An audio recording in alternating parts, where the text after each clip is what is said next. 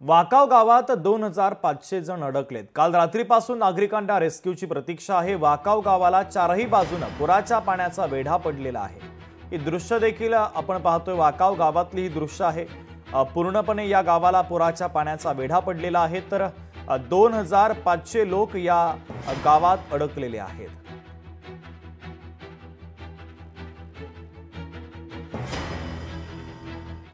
ज्या ज्या ठिकाणी जी काय माणसं अडकून पडली होती त्या सगळ्या माणसांना सुरक्षित स्थळी नेऊन ठेवतोय। आताही सध्या बोटसारखी वाहते।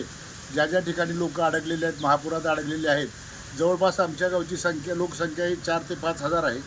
त्यातली 2.5 ते 3 हजार लोकसंख्या पाण्यामध्ये अडकून पडली। आता रेस्क्यू करण्यासाठी शासकीय कमिटी रात्रीपासून आम्ही टीम बोलवतोय, पण आलोच। त्यांना बी त्या 4-5 गावाकडे त्यांची टीम गेलेली आहे।